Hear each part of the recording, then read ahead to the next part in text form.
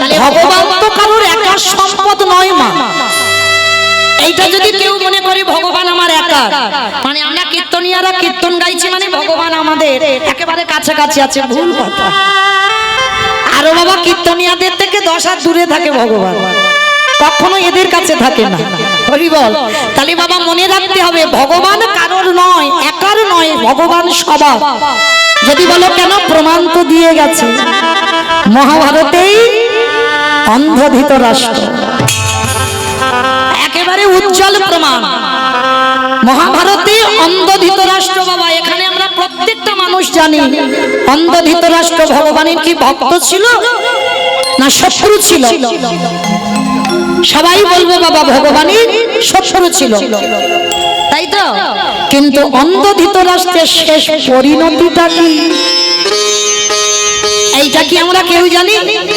এই ধৃতরাষ্ট্রের শেষ পরিণতি ছিল বাবা, দুর্যোধন যে শত্রু ছিল তার অন্নে প্রতিপালিত হচ্ছিল বাবা। যারা গীতা ভাগবত জ্ঞানী আপনারা জানেন, সঞ্জয় দিব্য নয়নে দর্শন করে অন্ধ ধৃতরাষ্ট্রের কাছে বর্ণনা করেছিল কুরুক্ষেত্রের মাঠে কি কি ঘটনা ঘটছে, কে কবে মরবে আর কে কখন কখন হত্যা করা হচ্ছে। তো একটা একটা করে বলছে, আর অন্ধ ধৃতরাষ্ট্র পুত্রদের মৃত্যু সংবাদ শুনছে। ভালো করে ভেবে দেখেন বাবা, একজন অন্ধ ব্যক্তি যখন একটা একটা সন্তানদের মৃত্যু সংবাদ শোনে, সে ব্যক্তিটার পরিণতিটা কি হয় বাবা?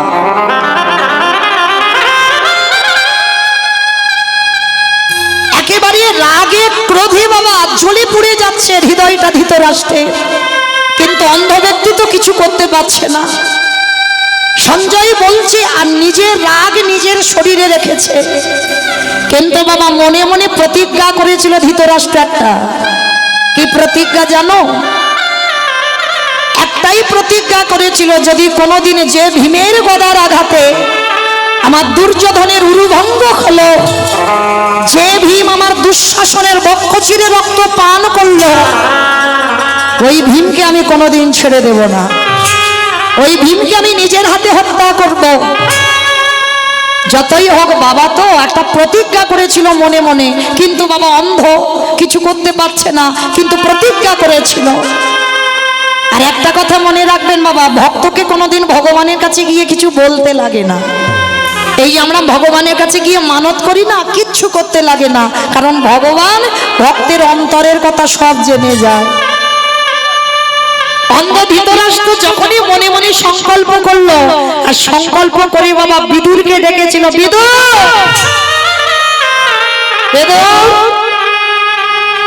যাও, তুমি একবার ওই ভীমকে আমার কাছে একটু ডেকে পাঠাও তো, আমি একবার দেখা করতে চাই। বাবা ধৃতরাষ্ট্র কথাটা বলছে শান্ত স্বভাবে, কিন্তু ভিতরটা আগুনে পুড়ে জ্বলে যাচ্ছে পুত্র শোকে।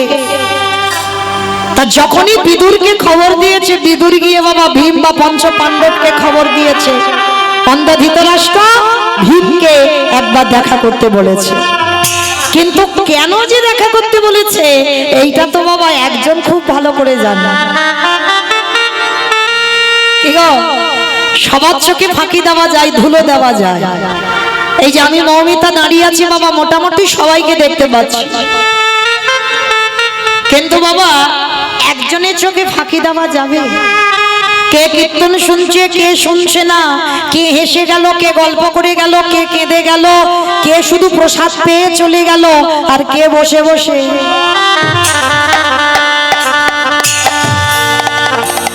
সে সন্ধ্যাবেলাও ঢোলে, এটা সব মিথ্যা নয় বাবা। দেখবেন এই কীর্তন আসরে বসে সে সন্ধ্যে কি দুপুর কি সবসময় ঢুলে ঢুলে পড়ে যায়।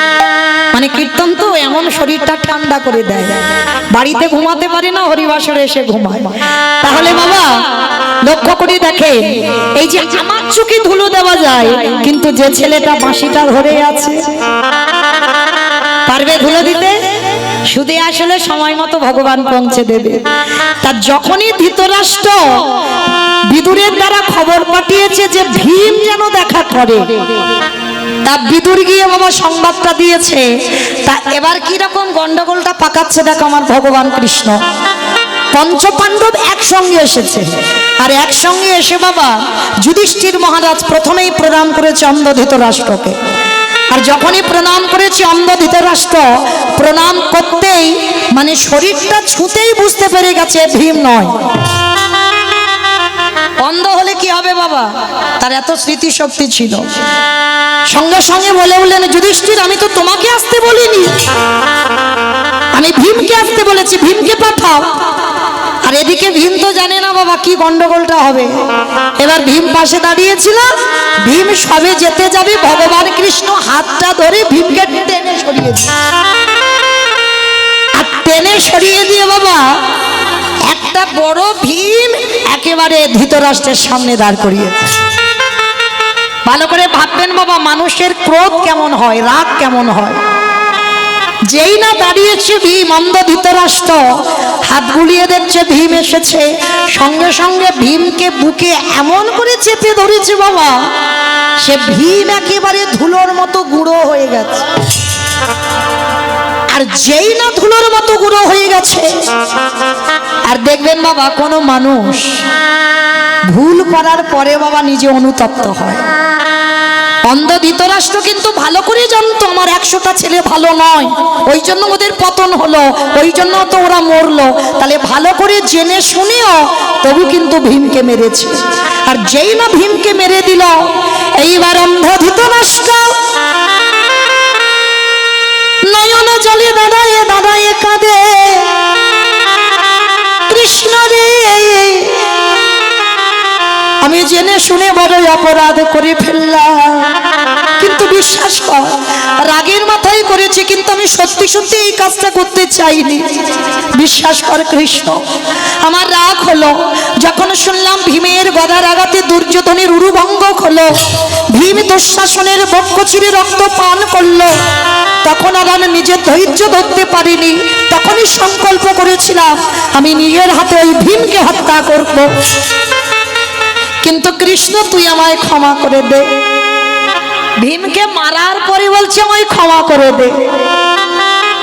ভগবান আমার পাশে এসে মুচকি মুচকি হাসছে, ও জ্যাঠামশাই, মানে পঞ্চপাণ্ডবদের জেঠু হয়তো, সেই সম্পর্কে কৃষ্ণ জেঠু বলে ডাকতো। ও জ্যাঠামশাই এদিকে এসে, তুমি কাঁদছো কেন, কি হয়েছে তোমার? কৃষ্ণ রে আমি নিজের হাতে ভীমকে হত্যা করলাম, আমি বড় অপরাধ করে ফেললাম। তা ভগবান হাসছে আর বলছে, ও জেঠু কে বলেছে তুমি ভীমকে মেরেছো? কে বললো? তুমি তো ভীমকে মারোনি। বলে না কৃষ্ণ, আমি ওকে বুকে চেপে ধরে ওকে ধুলোর মতো গুঁড়ো করে দিয়েছি। ভগবান মৃদু হেসে বললেন, জ্যাঠামশাই এই জগতে যা যা কিছু ঘটনা ঘটে সবই তো আমার চিত্রপটে। অজেঠু তুমি তো ভীমকে মারোনি। কৃষ্ণ কি বলছিস? আমি ওকে মেরেছি নিজের হাতে। জেঠু একটা কথা বলি, যদি কোনো ব্যক্তি অন্যায় করে নিজে থেকে অনুতপ্ত হয় বাবা, সেই অপরাধীকে ভগবান বলছে অপরাধী বলে স্বীকার করেন। মানে নিজে ভালো করে জানি আমি এটা ভুল করেছি, অন্যায় করেছি, আর অন্যায় করে তুমি যদি তার কাছে ক্ষমা চাইতে পারো, আর ক্ষমা চাওয়ার পর সে আর দোষী থাকে না। জেঠু তা তুমি যখন ক্ষমা চাইছো আমি তোমাকে ক্ষমা করে দিলাম, কিন্তু কৃষ্ণ আমি তো ভীমকে হত্যা করেছি না। জেঠু তুমি বোধহয় জানো না আমি চিন্তামণি,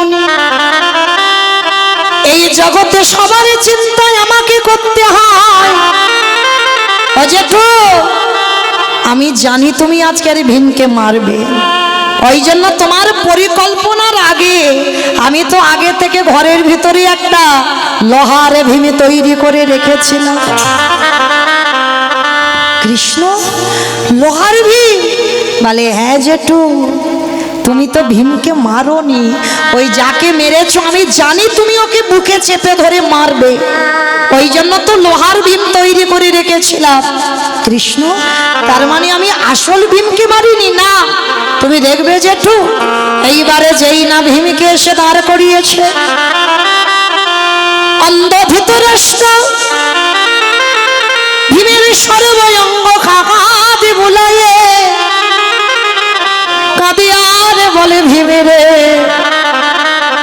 যদি পারিস সেই হতভাগা পিতাকে ক্ষমা করিস।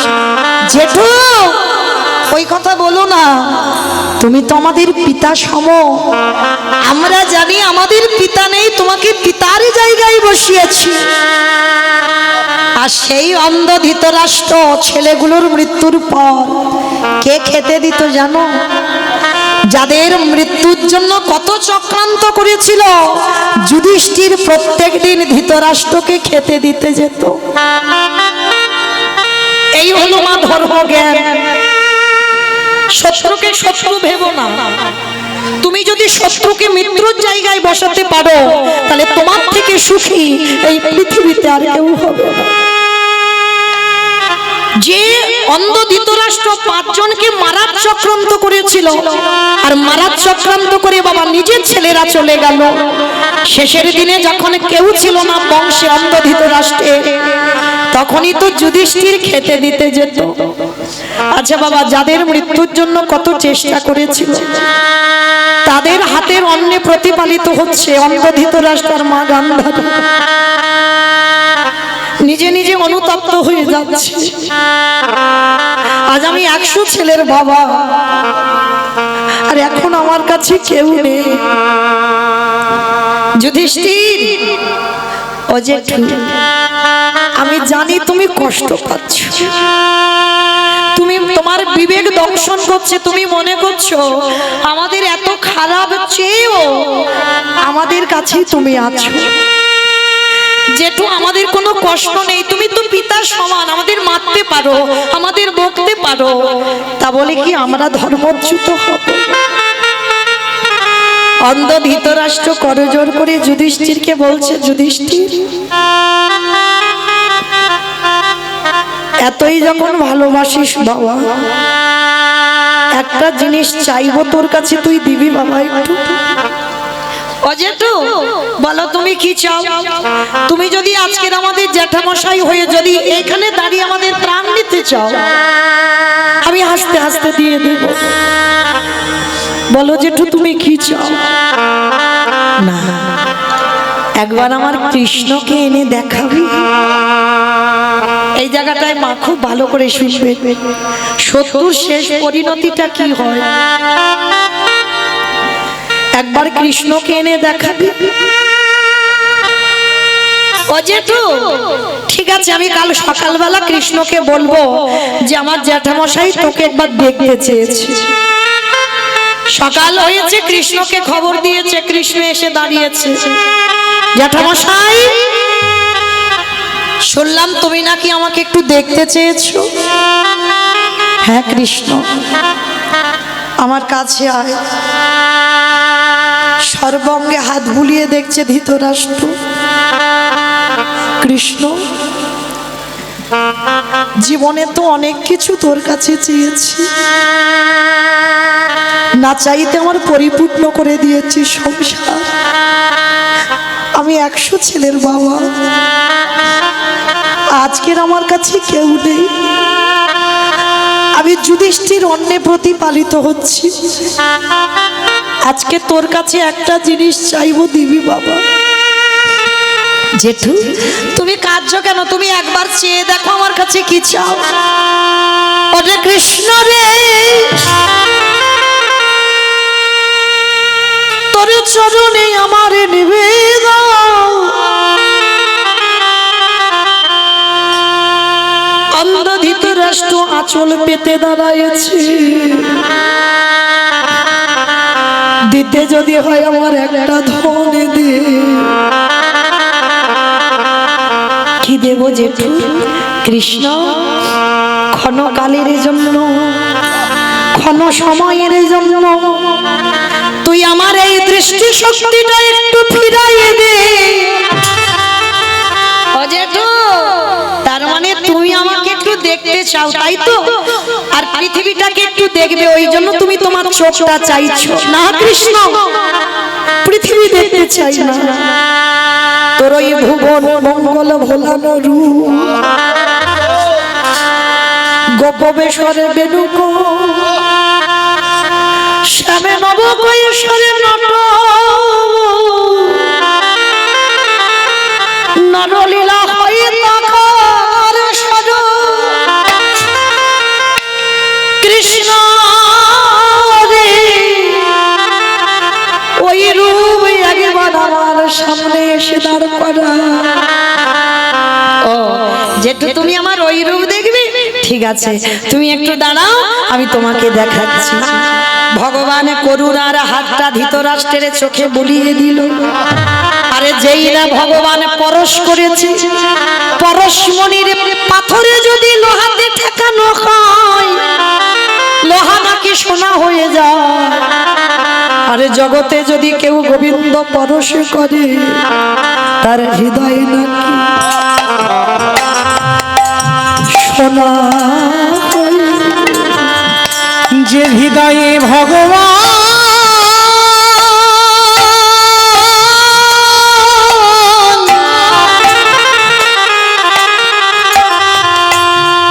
হৃদয়ে আমার ভগবান একেবারে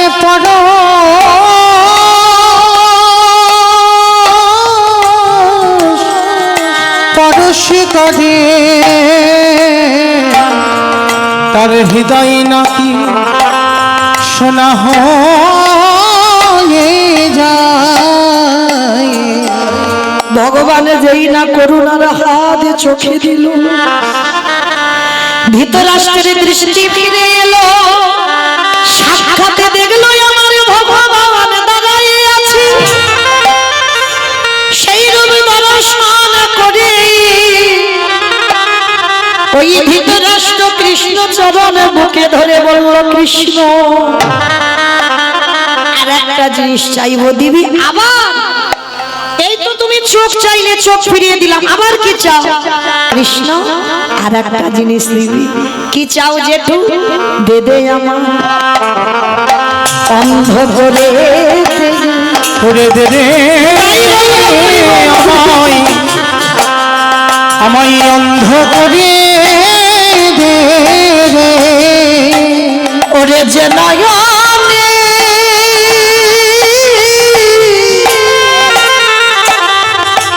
যে নয়নে একেবারে কৃষ্ণ দর্শন করে, একেবারে দে দে অন্ধ করে দে রে। কি বললো? আমাকে অন্ধ ও জেঠু সবে তো দৃষ্টিটা দিলাম, আবার বলছো আমাকে দেখেই বলছো অন্ধ। ওরে কৃষ্ণ রে, এই পাবে দুটো নয়নে কারোর যদি একবারে সাক্ষাতে গোবিন্দ দর্শন হয়ে যায়, তারে কি জগতে আর কিছু দেখতে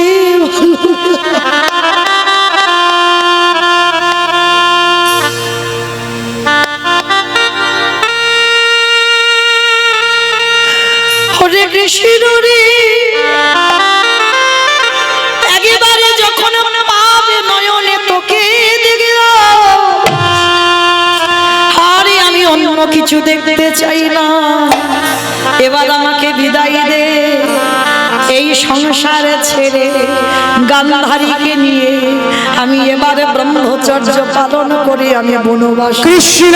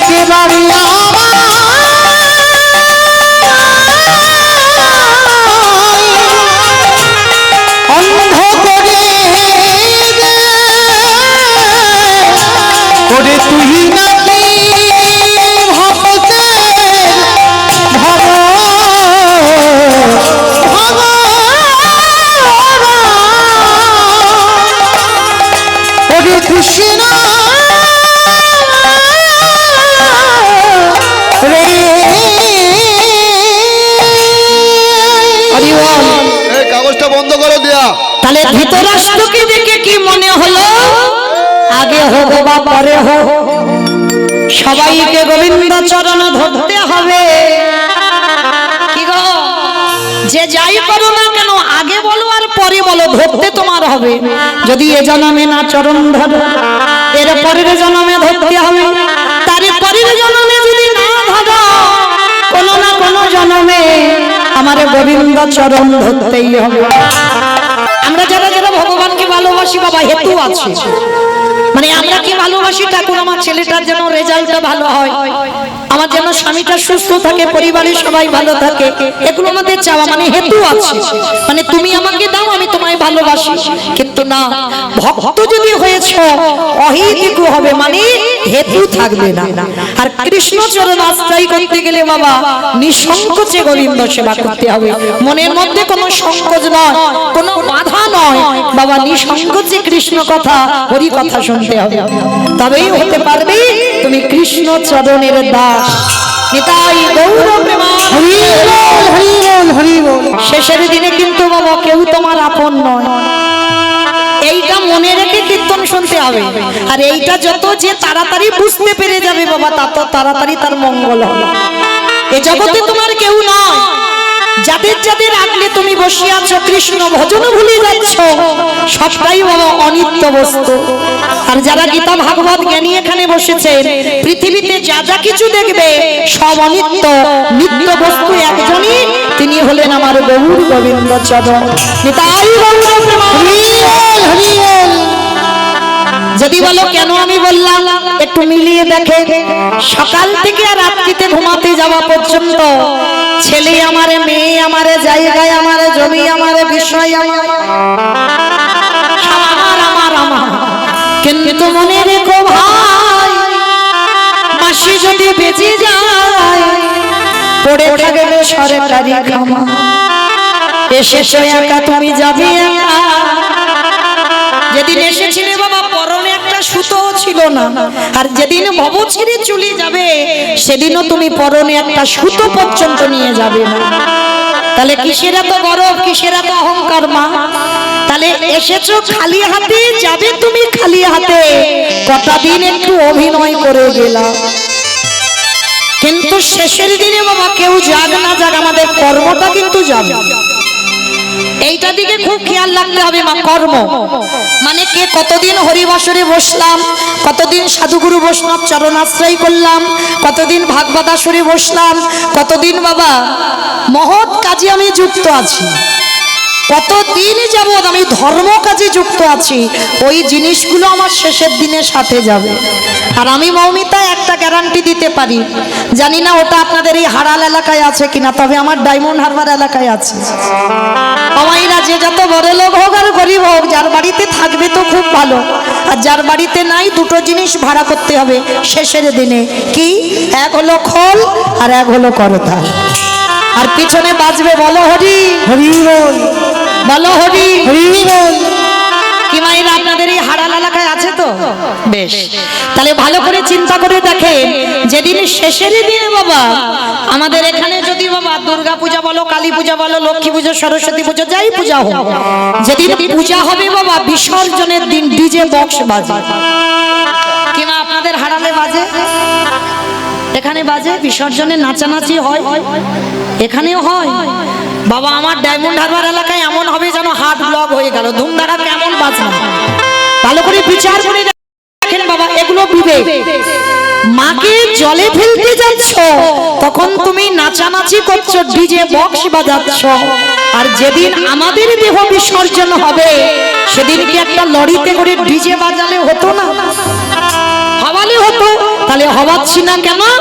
এই জায়গায় তো আমার চৈতন্য মহাপ্রভু শিক্ষা দিলেন, ওরে কলিজি ভালো করে পিছনে তাকিয়ে দেয়, এলি খালি হাতে যাচ্ছিস খালি হাতে। তাহলে শেষের দিনে আমার কর্মসঙ্গী গেল, আর কে গেল? যাত্রা, নাটক, ফাংশন, থিয়েটার যাই করো না কেন কিচ্ছু গেল না। তাহলে যাচ্ছে কে? এই হরি নামে যাবে। বাবা জগতে সব মিথ্যা হতে পারে, কিন্তু ভক্তের চোখের জল আর এই খোল করতালে ধ্বনি, এ দুটো কিন্তু মিথ্যা নয়। তাহলে শেষের দিনে সাথী হবে কে? এই হরি নামে যাবে। আমাদের পচা দেখো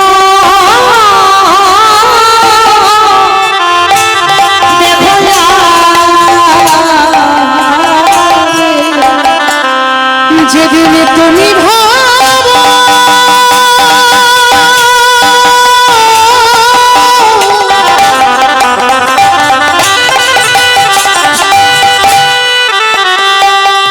যেদিন তুমি ভাবো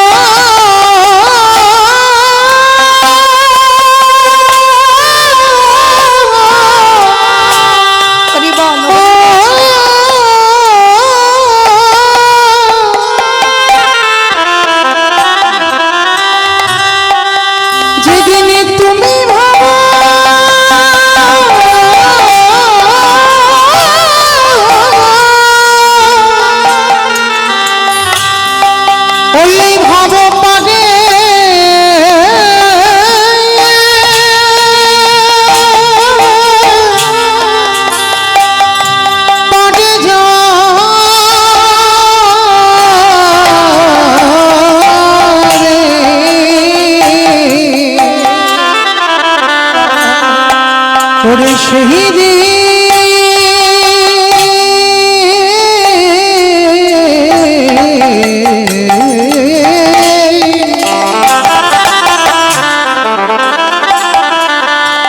সেই দিনে নামে যাবিয়া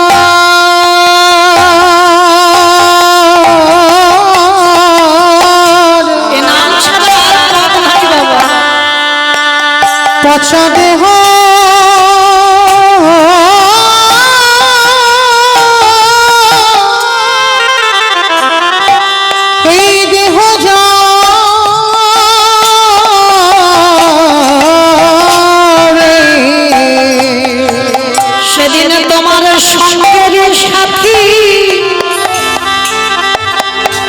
সাথী কেউ থাকবে না। যেদিন খাঁচা ছেড়ে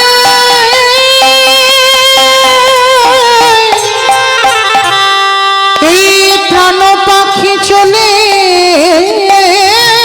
যাবে। ও ভাই তুমি যতই করো সব আমার সেদিন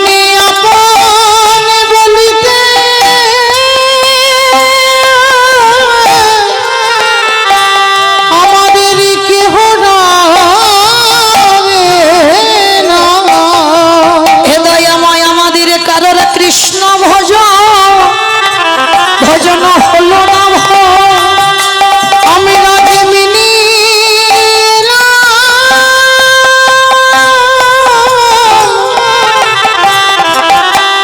আমি রাজমিনী দয়াময় আমরা মায়ার মাধুরী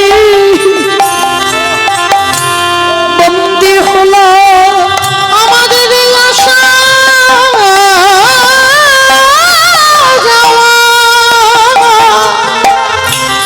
বুঝি সারে হলো। দয়াময় আমি সময় থাকিতে আমি তোমার চরণে জানাই রাখলাম আমার বলা বলা হইবা তুমি আমার দেশে ধরে টেনে নিও আমি মায়া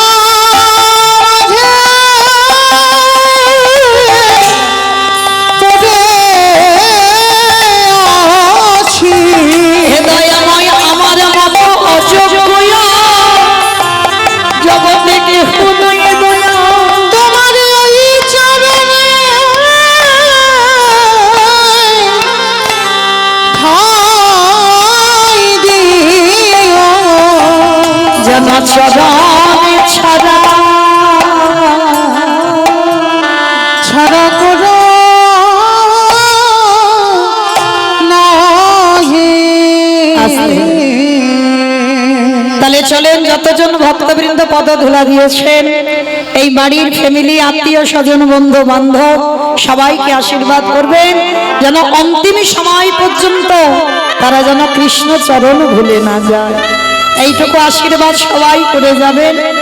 আমার হৃদয়ে যতটুকু প্রেম ভক্তি আছে, আমার রাধারানীর কাছে প্রার্থনা করব যে এই যে প্রতি বছরই নেই যে ভক্ত সেবা, তার জন্য আমার রাধারানী একটা সম্পদ দিয়ে যাচ্ছে। কি সম্পদ জানো মা? গোলকে বসে আমার রাধারানী গোবিন্দের কাছে বলে রেখেছে কথাটা, অবধূ কলিযুগে যদি একজন ভক্ত সেবার জন্য, সাধুগুরু বৈষ্ণবদের পদধূলার জন্য যদি একজন ভক্ত ব্যবস্থা করে রাখে, রাধারানী বলছে শোনো, ভক্ত সেবার জন্য যদি কম করে বলি 5 লাখ টাকা খরচা হয়, আমার রাধারানী সেই ভক্তের ব্যাংকে বাবা 10 লাখ টাকা দেবে। এমন একটা সম্পদ দেবে না যে সম্পদ তুমি যদি একবার ধরে রাখতে পারো। তবে বাবা অনুষ্ঠানের জন্য যদি 5 লাখ টাকা খরচা হয়, রাধারানী কি ব্যাংকে 10 লাখ টাকা দেবে? না, ও ধন নয়, ও ধন তো বাবা দেহের সুখ দেবে। কি বাবা ভুল বললাম? যাদের টাকা পয়সা ঘর বাড়ি হয়েছে ওরা দেহের সুখ হয়, মানে বাইরের জগতে সুখ হবে, ভালো আরামে থাকবে, এসি ঘরে ঘুমাবে, ভালো মন্দ খাবে, ভালো দামি জামা কাপড় পরবে, ওটা দেহের সুখ হবে। কিন্তু পরমাত্মা রূপী ভগবানকে সুখ দেবে কি দিয়ে? কি গো, টাকা দিয়ে পরমাত্মাকে সুখ দেওয়া যায়? তাহলে সুখ পরমাত্মা রূপী ভগবানকে দেবে কি দিয়ে? এই জগতের সংসার মাঝে কৃষ্ণ প্রেমের সম্পদ যে জনে একবার অর্জন করেছে, যে জন কৃষ্ণ নামে ভাসতে পেরেছে, কৃষ্ণ চরণ আশ্রয় করেছে, শয়নে স্বপনে নিদ্রায় জাগরণে কৃষ্ণ ছাড়া আন জানে না। এটাই হচ্ছে বাবা পরমাত্মা রূপী ভগবানের খাবার। আর যে এই পদ অবলম্বন করতে পারে, ভগবান কি করে জানো? তারে দরজা বন্দি থাকে যে জনে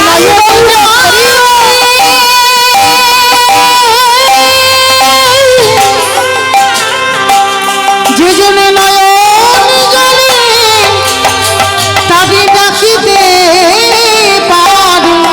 দরজায় বন্দি থাকে। আস্তে তাহলে চলেন আজকে আমরা সবাই সেই গুরুচরণ আশ্রয় করি। আমরা সবাই বাবা যাবো শ্রীধাম নদিয়া নবদ্বীপ ধাম।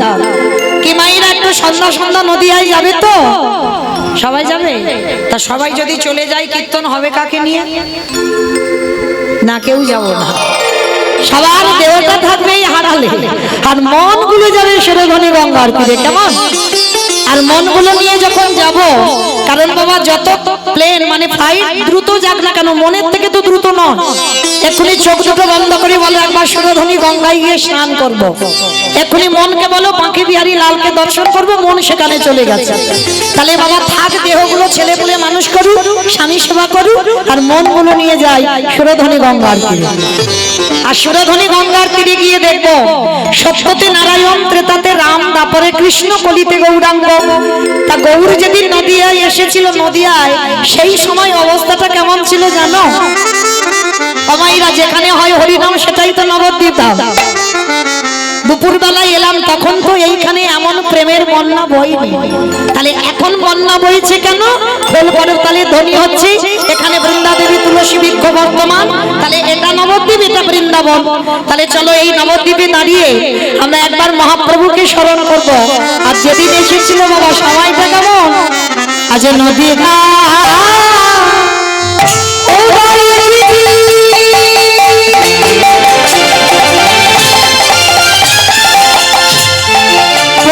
চন্দ্র গৌর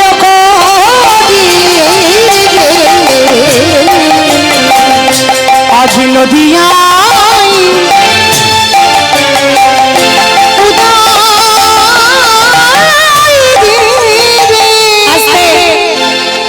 একটা কথা বলি, কীর্তন শুধু কীর্তনিয়া গায় না, গাইতে নেই। কীর্তন তো ভক্তদের নিয়ে হয়, তাই না? কারণ বাবা ভগবান নারায়ণ খেলা করেছিল বাবা, সত্য যুগে সে খেলায় সুখ পাই। ত্রেতা যুগে রাম অবতারে ভাইয়ে ভাইয়ে খেলেছে, সুখ পাইনি। দ্বাপর যুগে কৃষ্ণ অবতারে বন্ধুদের নিয়ে খেলেছে, 24 জন বন্ধু, 12 জন প্রধান, 12 জন উপর প্রধান, সে খেলায়ও সুখ পেল না। তাহলে সুখ হচ্ছে কবে? এই নদিয়ায় এসে। কেন? এইখানে বাবা কোনো ভাগাভাগি নয় যে 12 জন আর 12 জন 24 জন বা 4 ভাই বা 4 নারায়ণ নয়, মানে একেবারে সবাইকে নিয়ে ভগবান প্রেমের বন্যায় মাতেছে। তাহলে কলিযুগের খেলায় সব থেকে আনন্দ বেশি। তাহলে মায়েরা কীর্তনিয়া কি একা একা কীর্তন গাইবে? গাইবে না তো। তাহলে ভক্তদের নিয়ে গাইতে হবে। আর একা যদি গাই বাবা ভালো লাগবে কি? ভালো লাগবে না। আগে ভক্ত চাই, তারপরে কীর্তন। আচ্ছা মা, আপনারা জানেন তো কীর্তন শুনতে গেলে 3টে বস্তু দরকার, শঙ্করধ্বনি, উলুধ্বনি, আর যাদের যাদের হাত এসেছে, যাদের আসেনি বলবো না। কি মা সবার হাত আছে তো? যাদের আছে কই একবার দেখিয়ে দাও ভগবানকে। আমাকে দেখাতে হবে না, ভগবানকে। তাই গৌর প্রেমানন্দে হরি বল, হরি বল, হরি বল। নদিয়ার মাটিতে কৃষ্ণ গৌর হলো, কিন্তু নামটা প্রচার পেল কি? নিমাইয়ের অনেক নাম। বিশ্বম্ভর মানে খাতা কলমের নাম বিশ্বম্ভর। জগৎবাসীর আমার নাম হচ্ছে নিম গাছের তলায় হলো বলে নিমাই। কিন্তু জগতে সবাই আমরা যে নামে বেশি ভালোবাসি, যেটা হচ্ছে সচিদানন্দন গৌরাঙ্গ সুন্দর। এইবার বাবা এই জায়গাটা খুব মন দিয়ে শুনবেন। সচিদানন্দন কেন বলা হলো? মায়ের নাম ছিল শশী ঠাকুরানী, বাবার নাম ছিল জগন্নাথ মিশ্র, মানে ভগবানের নিমাইয়ের বাবা মার নাম। কিন্তু বাবার নাম জগন্নাথ, মায়ের নাম শচী মা। একজনও ভক্ত আমরা কিন্তু কেউ বলি না আমার নিমাইকে জগদানন্দন গৌরাঙ্গ সুন্দর। সবাই বলি কি? মায়ের নাম অনুসারে ছেলেকে বলা হলো সচিদানন্দন। কিন্তু বাবা এইটা কেন হলো? ভগবান কলিযুগে এসেছে ভগবান হয়ে, নিজে আচরি ধর্ম জীবেরই শিখাই, নিজে না করলে ধর্ম জীবকে শিখানো না যায়। তাহলে ভগবান কলিযুগে বাবা আচরণ করে তো জীবকে শিখিয়েছে। তাহলে ভগবান এই জায়গায় মায়ের পরিচয়ে পরিচিত হলো। আর আপনারা আমরা বাবা যেখানে যাও না কেন সবার আগে তোমার বাবার নাম কি? কোন একটা বাচ্চা মানুষ হারিয়ে যাবে তো তাকেও প্রশ্ন করবে, আরে বাবা তোর বাবার নাম কি? ভালো করে ভেবে দেখেন, মা যে মা দিল ব্যথা সে মা রইল কোথায়? কোথাও কিন্তু মায়ের নাম দেওয়া হচ্ছে না। আর যে সন্তান বাবার পরিচয় দিতে পারবে না তাকে বলবে বাবা এর জন্মের ঠিক নাই। কত কটু কথা, কটু ভাষা এই সমাজে শুনতে হয় তাকে।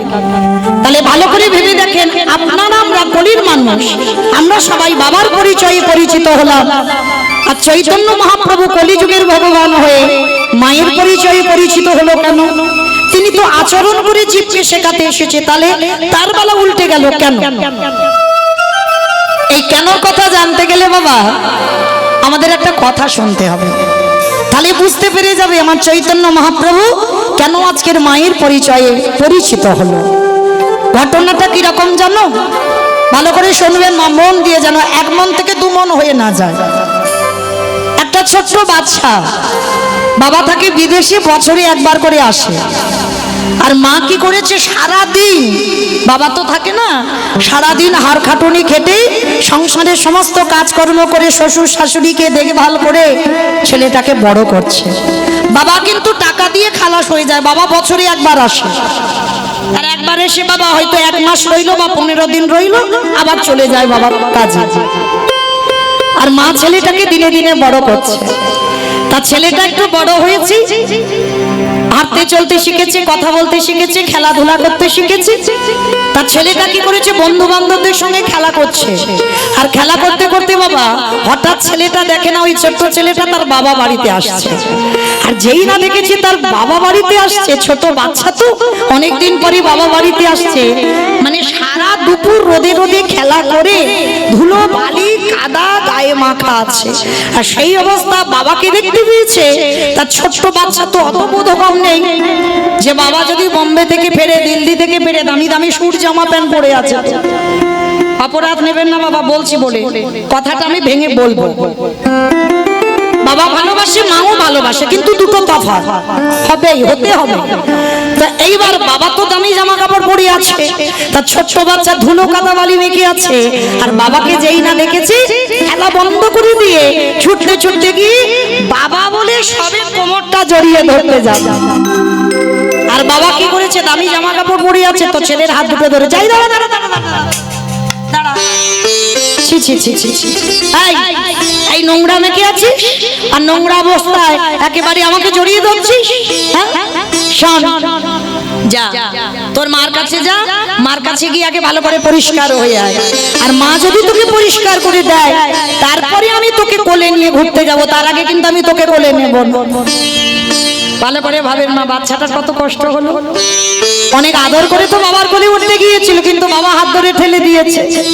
তার ছেলেটা কাঁদতে কাঁদতে বাড়িতে চলে এসেছে, আর মা কি করেছে, সারাদিন ওই সংসারে খাটাখাটুনি করে সবে একটু অন্ন নিয়ে বসেছে সেবা করতে। আর ওই সময় ছেলেটা এসে দাঁড়িয়ে দাঁড়িয়ে কাঁদছে। মা সবে এক রাত দিতে যাবে, সে আর গালে দেওয়া হয়নি, অন্যের থালাটা ফেলে রেখেছে। তাই খোকা, তাই এদিকে আয়, কাঁদছিস কেন, কি হয়েছে? বন্ধুরা বকেছে, বন্ধুরা মেরেছে, না মারামারি করেছিস, কাঁদছিস কেন? ও মামা, বাবাকে দেখলাম বাবা বাড়ি আসছে, বাবা বাড়ি আসছে, তাই এতে কাঁদার কি আছে, তো আনন্দের কথা, তা তুই কাঁদছিস কেন? জানো মা, আমি অনেক ভালোবাসা নিয়ে, অনেক আদর নিয়ে আমার বাবার কোলে একটু উঠতে গেলাম। আমার বাবা হাত দুটো ধরে বললে, মার কাছে পরিষ্কার হয়ে আয়, পরিষ্কার হলে তবে কোলে নেব, তার আগে নেব না। মায়ের চোখে জল এলো। ও বাবা বকেছে বুঝি, কোলে নাইনি ওই জন্য কষ্ট হয়েছে, ঠিক আছে। মার কিন্তু আর খাওয়া হলো না, বাবা ভালোবাসাটা কোথায় দেখে। সারাদিন পরে খেতে বসেছে, খাওয়া হলো না, সে খাবার থালাটা রেখে দিয়ে মা ওই ছেলে ধুলো বালি কাদা মেখে আছে পরিষ্কার করে দিয়েছে, ভালো জামা কাপড় পরিয়ে দিল, একটু পাউডার মাখিয়ে দিল, বড় একটা কাজলের টিপ পরিয়ে দিল। এইবার স্বামী বাড়ি এসেছে, ছেলেটাকে কোলে নিয়ে বলছে, কি গো ছেলেটাকে কোলে নাওনি, ছেলেটার বড় কষ্ট হয়েছে, নাও একটু কোলে নিয়ে ঘুরতে যাও তো দেখি আগে, তারপরে কথা বলবো। হরি বল। এইবার বাবা আসল তত্ত্বটা বলবো, এইবার ভালো করে শুনবেন। মা পরিষ্কার করে দিল বাবার কোলে, বাবা ছেলেকে নিয়ে ঘুরতে গেল। তত্ত্বটা বোঝালো কি, দুটো তত্ত্ব বেরোলো বাবা। যারা ভক্তি জীবনে ডুবেছেন তারা অনুভব করতে পেরেছেন, আর যারা ডুব দেননি তারা এখনো বুঝতে পারছেন না। বাবা ভালোবাসে, মা ভালোবাসে, তাহলে এই চরিত্রটা তুলে ধরলো কেন চৈতন্য মহাপ্রভু? বাবা হলো পরমাত্মা রূপী ভগবান, ভালো করে শুনবেন, বাবা হলো পরমাত্মা রূপী ভগবান, আরে মা হলো আমাদের যে যার ঘরের গুরুদেব।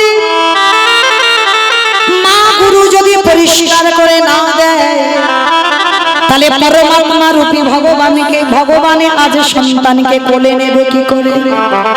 তাহলে মাকে গুরুর জায়গায় বসালো, বাবা ভগবানের জায়গায় বসলো। যে যতই বিশ্ব পিতাকে ভালোবাসো না কেন, আগে গুরু চরণ ধরতে হবে, আর মা গুরু রূপী মার কাছে পরিষ্কার হতে হবে, দেহ শুদ্ধ করতে হবে, আর দেহ শুদ্ধ করলে তবে তুমি পরমাত্মা রূপী ভগবানের কাছে যাবে। নিতাই গৌর প্রমাণ। হরি বল, হরি বল, হরি বল। এটা গেল একটা তত্ত্ব।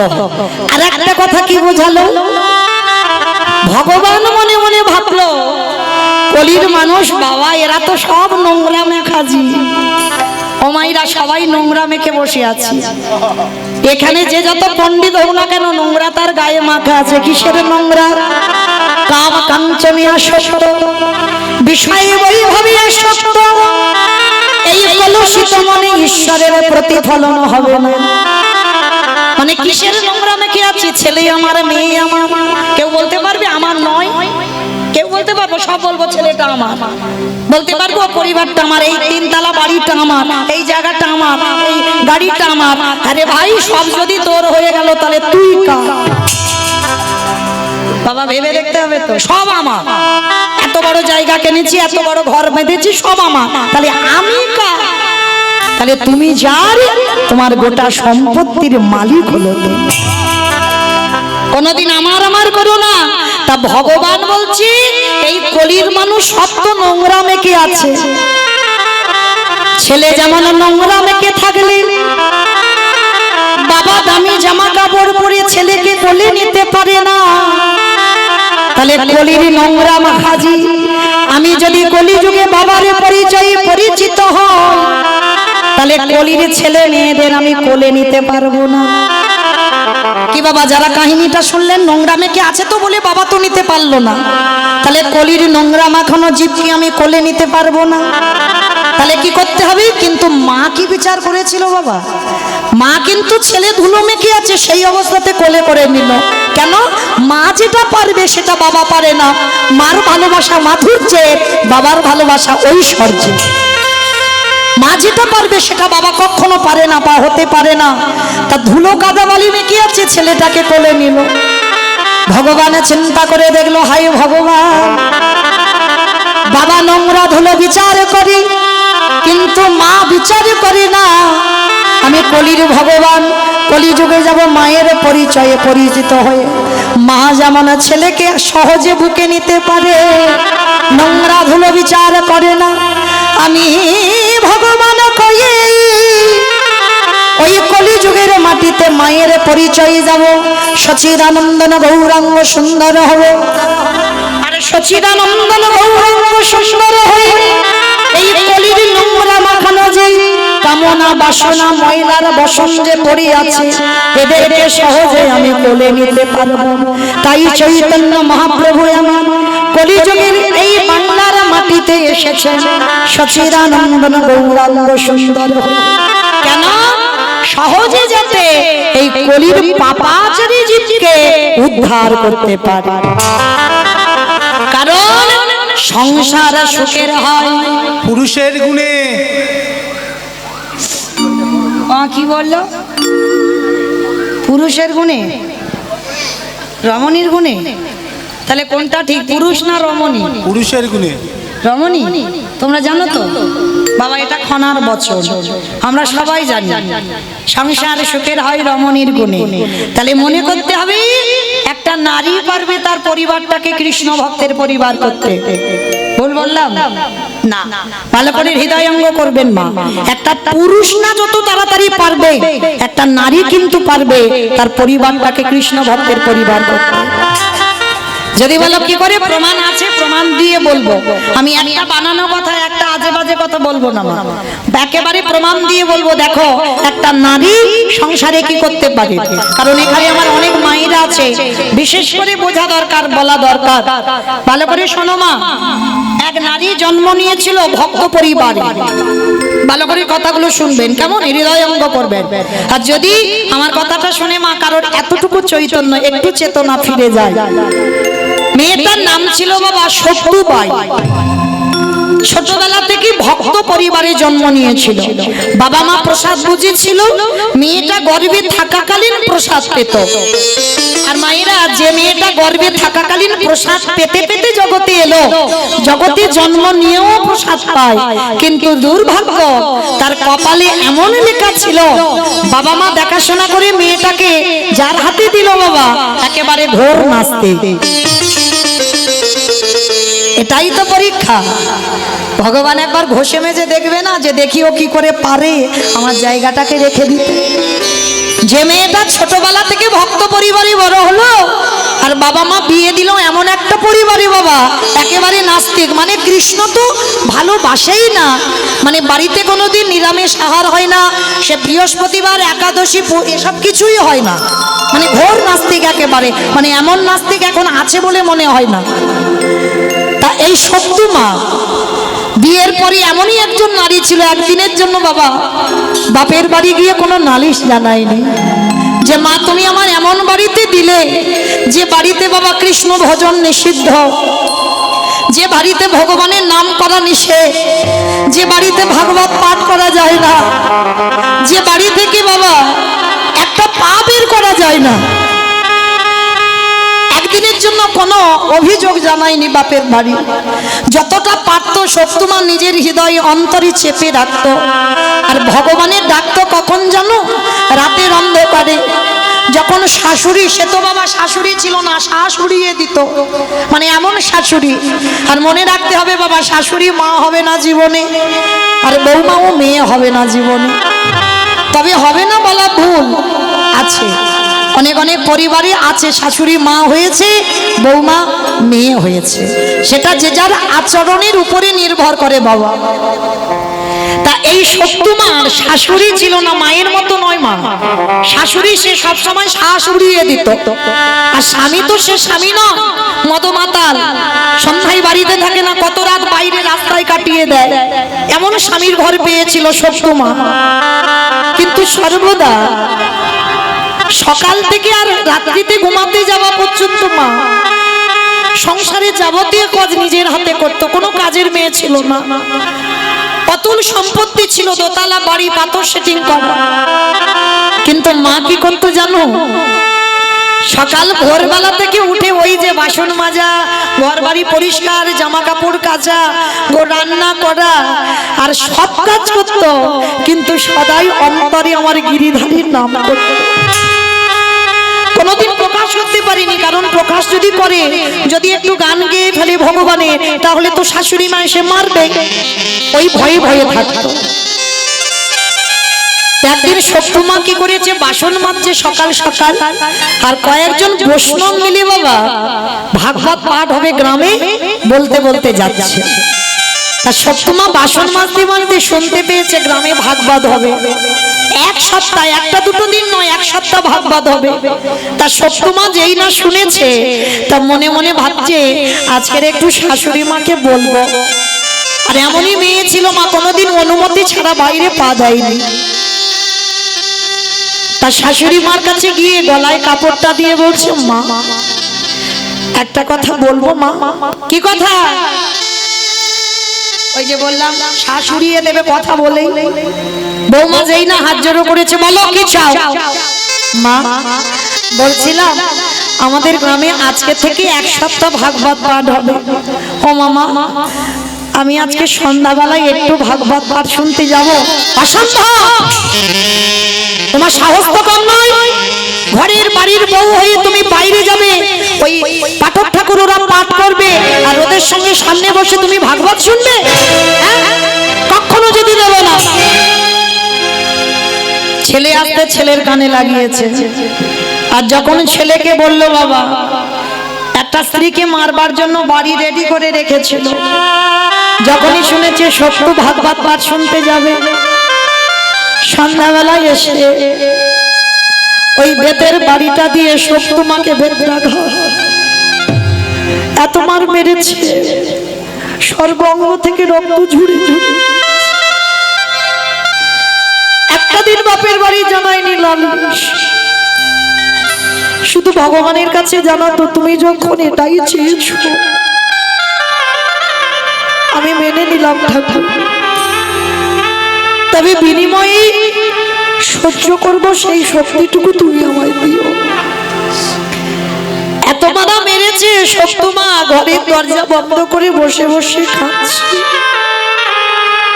গিরিধর, তোমায় ভালোবাসলে যে তার জীবনে এত কষ্ট হয়, তোমায় ভালোবাসলে যে তার জীবনে এত জ্বালা যন্ত্রণা হয়, আমি যদি জানতাম আমি কোনোদিন তোমায় ভালোবাসতাম। ওগো গিরিধর,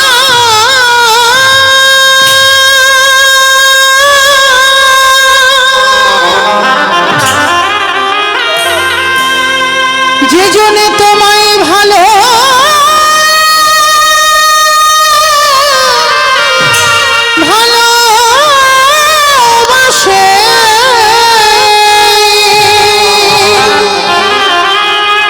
তারি কি এমনি করে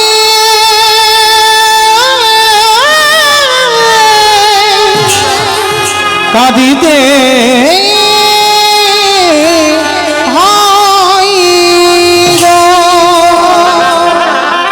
সর্বশরীর এত মার মেরেছে, জ্বালা যন্ত্রণা, কেউ একবারও দেখতে আসেনি মেয়েটা কেমন আছে, রাত্রিবেলা কাঁদছে। আরে কি গিরিধরে থাকতে পারে দেখার মতো যদি দেখা যায়, ভালোবাসার মতো যদি বাসা যায় আমার ভগবানের রাতের অন্ধকারে ওই শাশুড়ি মার রূপটা ধরেছে। ভালো করে দেখেন, শাশুড়ি মার রূপ ধরে ওই শক্তু মার কাছে এসে ডাকছে, বৌমা ও বৌমা। চমকে উঠেছে, কে কে আমায় ডাকছে বৌমা বলে তাড়াতাড়ি করে মাথায় কাপড়টা দিয়ে শাশুড়ি মার কাছে, ওই যে অঙ্গ থেকে রক্ত বেরোচ্ছে দেখতে দেবে না, সারা শরীরটা ঢাকা দিয়ে শাশুড়ি মার জন্য দরজা খুলে দিয়েছে। মা বৌমা মাথায় হাত বুলিয়েছে, ভগবান বেশি শাশুড়ি মাথায় হাত বুলিয়েছে, যেই না হাতটা দিয়েছে শক্তি মা চমকে উঠেছে। পরশমণির থেকে তো আরো মূল্যবান গো, যেই না পরশ করেছে না দেহটা একেবারে ঠান্ডা হয়ে গেছে, যে জ্বালা যন্ত্রণা ছিল আর কিছু হচ্ছে না। কিন্তু শক্তিমা বুঝতে পারেনি, অনুভব করতে পারছে না।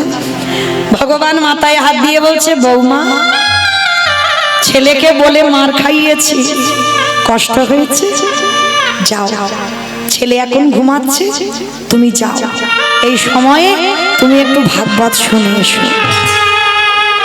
অবাক হয়ে গেল শক্তিমা, মা আমি যাব?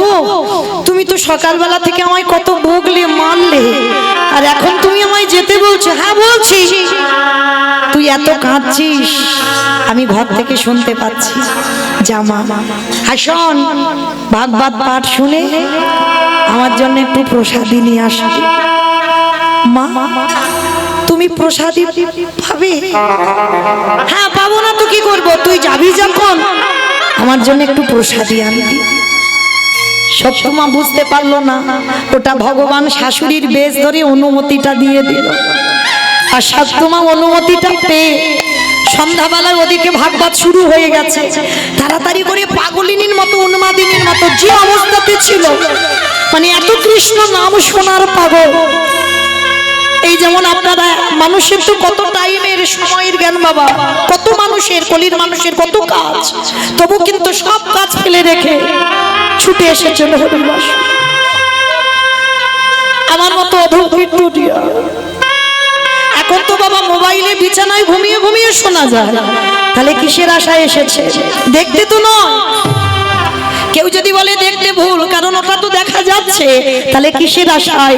হৃদয়ে প্রেম ভক্তি আছে বলে যদি একবার কানে ভক্ত মানুষের হরিনাম হবে, এই কথাটা যদি একবার কানে যায়, তারা সব কাজ ফেলে রেখে পাগলের মতো ছুটি আসে। নিতাই গৌর হরি বল, হরি বল, হরি বল। এইবার শক্তিমা হরির ভাগবত পাঠ শুনবে বলে ওই যে অবস্থাতে ছিল মা পাগলিনীর মতো ছুটে গেছে। এদিকে ভোর হয়ে যাচ্ছে, ভগবান মনে মনে চিন্তা করলো, ভোর হয়ে গেল, বাসি বাসন পরে আছে, এঁঠো বাসন, কাপড় জামা ভর্তি করে রেখে দিয়েছে শাশুড়ি মা, ঘর দাবা পরিষ্কার করতে হবে। আর এমতো সময় ভগবান ভাবছি, আর শাশুড়ি মার ঘুমটা ভেঙে গিয়ে দেখে না বৌমার ঘরে দরজা খোলা। ছেলেকে ডেকেছে, ছেলে উঠে দেখছে বউ ঘরে নেই। শাশুড়ি মা রেগে গিয়ে বললেন, ওর এত বড় সাহস, ওর এত বড় স্পর্ধা, আমার মারার সত্ত্বেও আমার আদেশ বিনা ও চলে গেল ভাগবত পাঠ শুনতে। আসো, বাসি কাপড় পরে আছে, বাসি ঘর পরে আছে, এঁঠো বাসনগুলো পরে আছে, আর ও মেয়ে গেছে ভাগবত শুনতে। ও দেখাচ্ছি ও আসুক একবার। সবকিছু এঁঠো বাসন কোসন সব পড়ে আছে, ঘর একেবারে এলোমেলো। আরো শাশুড়ি মা ইচ্ছা করে বিছানা ফিছানা ওলট পালট করে দিয়েছে, যাতে সে আরো বেশি কাজ করতে হয়। হরি বল। আর এদিকে শাশুড়ি মা দরজায় একটা বেতের বাড়ি নিয়ে দাঁড়িয়ে আছে, আর ভাগবত পাঠ শেষ হয়ে গেছে, একেবারে বাবা সকাল হয়ে গেছে। আর সকাল হতে শক্তিমা প্রসাদীটা নিয়ে এইবার ফিরছে কোথায়? বাড়িতে। আর যেই না প্রসাদীটা আঁচলে করে বাড়িতে ফিরছে, গিরিধর মনে মনে করছি ওর কাজগুলো তো আমাকে করে দিতে হবে, কারণ এখনো এঁঠো বাসন পড়ে আছে, না হলে তো আরো মার খাবে। আমার ভগবান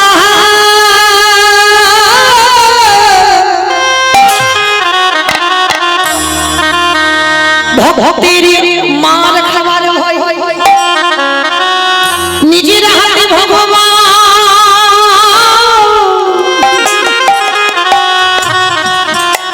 ভক্তের এঁঠো বাসন মেজে দিয়েছে।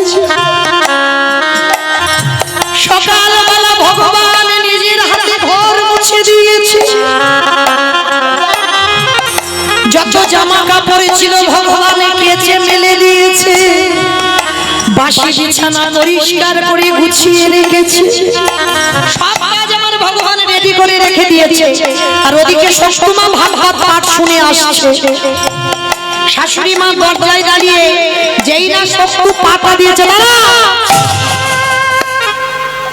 তো সাহস হলো কি করে? আমার আদেশ ছাড়া তুই ভাগবত শুনতে গেলি? অবাক হয়ে গেল সত্যমা। মা, আপনি কি বলছেন? আপনি তো আমাকে বললেন যে সকালবেলা মেরেছি, বকেছি, কষ্ট হয়েছে, তুই ভাগবত শুনতে চলে যা। না, এটা কোনোদিন হতে পারে না, আমি তোকে অনুমতি দিয়েছি।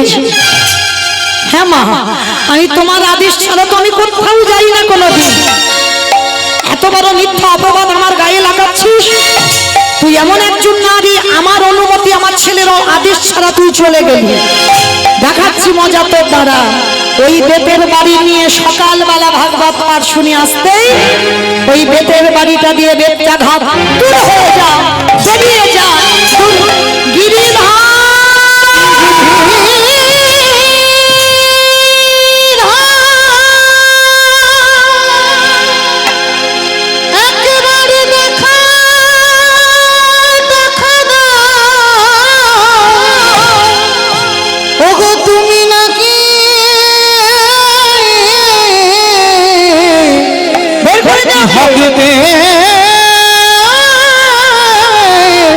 ভগতে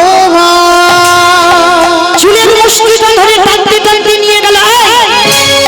সকালবেলা এঁঠো বাসন কে মাজবে? বাসি কাপড়গুলো কে ধোবে? আমাদের ঘর বাড়ি কে মুছবে? তুই যে ভাগবত পাঠ শুনতে গেলি। শাশুড়ি মা চুলের মুষ্টিটা ধরে যেখানে এঁঠো বাসন ছিল সেখানে নিয়ে গেছে, গিয়ে দেখে না বাবা এঁঠো বাসন মেজে পরিষ্কার করে গুছানো, বাসি কাপড় জামা যেখানে ভর্তি করা ছিল সব কেচে ছাদে মেলে দেওয়া, বিছানা, বাসি বিছানা পরিষ্কার করা, ঘর বাড়ি চকচকে করে মুছে রেখেছে, রান্নাঘরে সব বাসন পরিষ্কার, রান্নাঘর পরিষ্কার। শাশুড়ি মা বুঝতে পারল না, সত্যমা গিয়ে দেখছে গিরিধরের অঙ্গ গন্ধ চারিদিকে ছড়িয়ে আছে। এত মারা মেরেছে মেয়েটাকে, হাত চলবার ক্ষমতা নেই। ডাক দিল, গিরিধর, সেদিন তুমি মীরার সেই বিষটা অমৃত করে দিয়েছি, আর আজকে তুমি আমার কাজগুলো নিজের হাতে করেছো।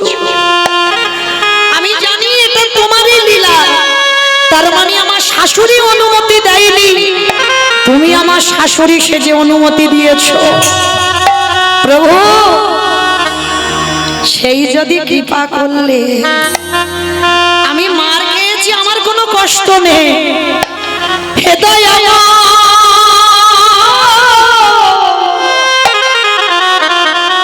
এই বাড়িতে যদি তুমি চরণে দিয়েছো, আমার শাশুড়ি কি একবার তোমার পরিবার, আমার স্বামী কি একবার তোমার চরণের দাসী বানাই। প্রভু এই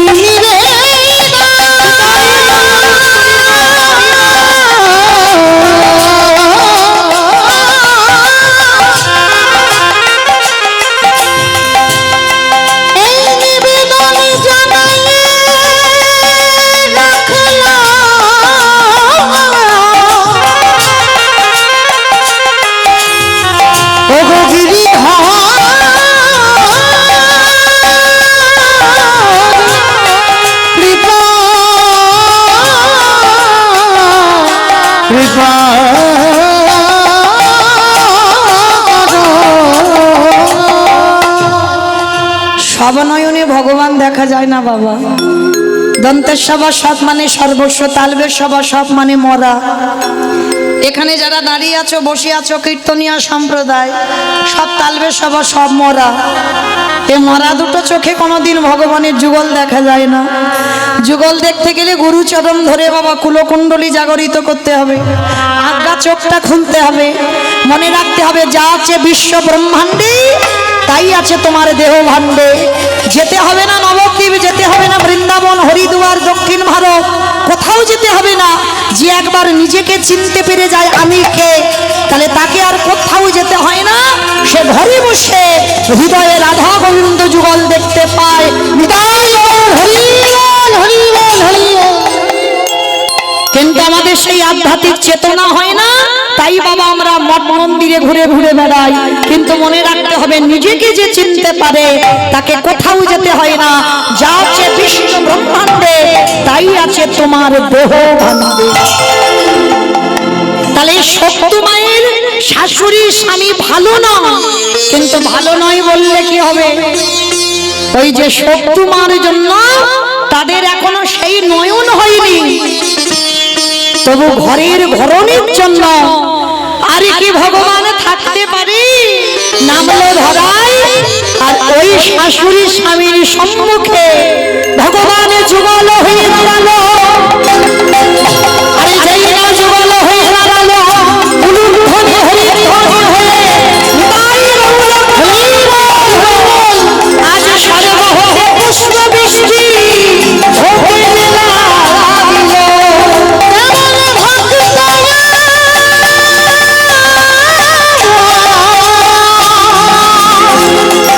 কেমনে ভাব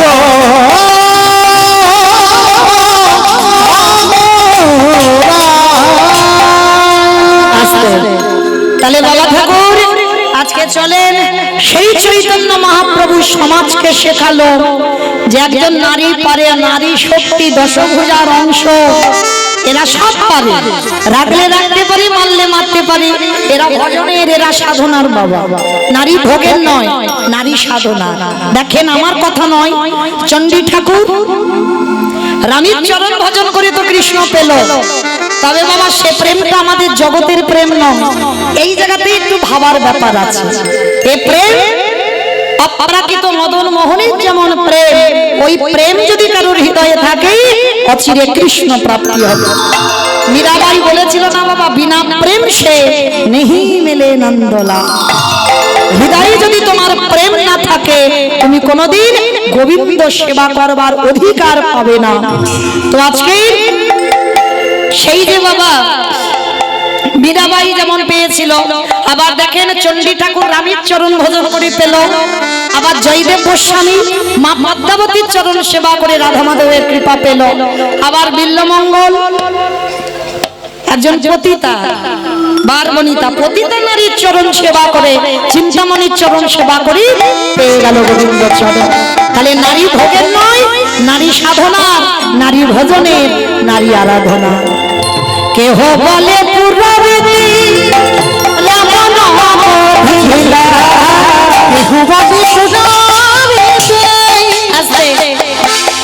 বাবা, এগুলো কোনো বানানো গান নয়, মহাজনী পদাবলী, বৈষ্ণব পদাবলী।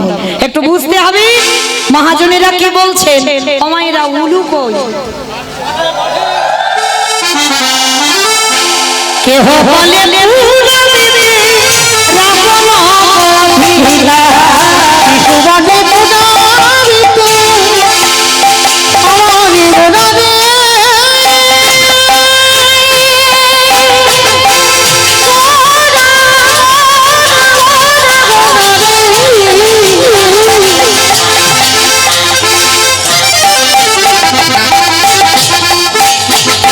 আমারে গোডা গোডা গোডা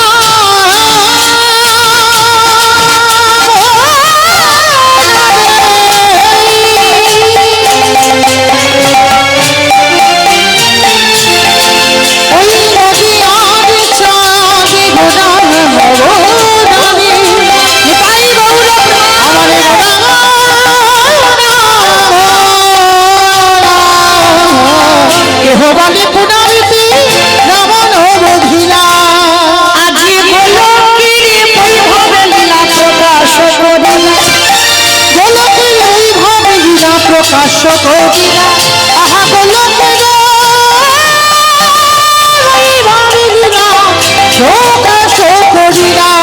সেই রাধারে ভাবে গোদায় অবতার আদি শ্রী রাধারে ভাবিয়ে গোটায় অবতার শ্রী রাধারে ভাবিয়ে গোটায় অবতার হরে কৃষ্ণ নামে গৌর করিলা প্রচার হরে কৃষ্ণ নাম গৌরী করিলা প্রচার আহা হরে কৃষ্ণ